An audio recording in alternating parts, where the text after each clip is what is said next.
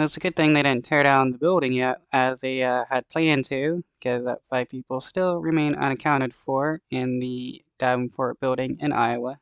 We continue to follow a developing story in downtown Davenport. Today, we are learning that 5 people are still unaccounted for after this partial building collapse Sunday evening. Part of the 6-story building sheared away from the structure and pancaked into the parking lot. 9 people were pulled out of the building, and first responders helped others get out of the building safely.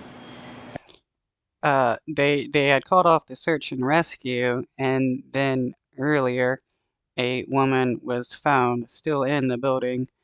They eventually were able to rescue her after uh, she was able to have people make aware that she was still there.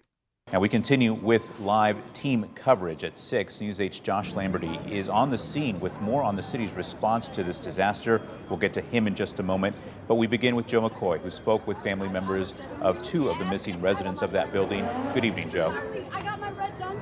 Yeah, good evening, John. Now, those family members were here this afternoon along with a couple of hundred other protesters. Now, those crowds have died down, but people just minutes ago were walking around the block chanting things such as 5 Lives Matter and Save Brandon and Save Ryan. Now, they're doing this because just 24 hours after the building collapsed on Monday, an extensive search was complete, and everyone was told by city leaders that no one else remained in the building. Of course, we now know that not to be the case after Lisa Brooks emerged from her 4th floor window last night. Now, we spoke with those 2 out of those 5 families that Davenport city officials are now saying are unaccounted for. Yeah, they need to do another extensive search of the building to make sure that there aren't people maybe unconscious or trapped somewhere and unable to speak, um, or they may be gone, but you can still retrieve the body before you set the building for demolition. Family members of those unaccounted for, frustrated with the investigation as they process the grief of potentially losing a loved one. My nephew is in there. Ryan Hitchcock is in there. Johnny Woods is the aunt of Brandon Colvin. One of the 5 individuals we learned today is unaccounted for.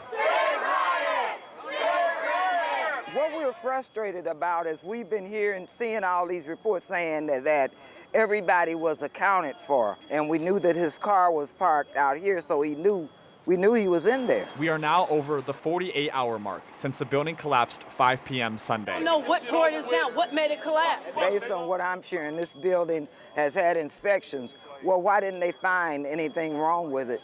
It fell. It had to be something wrong with it. Ryan. There was probably the owner of the building has probably gotten a lot of violations over the building, but has done nothing about it. And for the most part, the city hasn't really cared to force him to, maintain his buildings like that happens with a lot of building owners and property owners. They're never really forced to keep up on maintenance for their buildings, and you get a lot of collapses. And Hitchcock's family also wanting answers, but is asking protesters to let the city continue their process. The city does have a plan, and pushing any delays is one more day that he's under there. Sweep again! Sweep again! We do not want a full-on demolition or a full-on delay for that building to even collapse more and put more rubble on top of them, which then would make things longer and more unlikely that there's any survivors underneath of there. Hitchcock's mom feeling helpless. As far as I know, he's still under there somewhere in the rubble, but I don't know, because they're not trying to get him out. Hope dwindling with every passing second. Ryan wouldn't want anyone else to put their lives at risk to, unfortunately, somebody who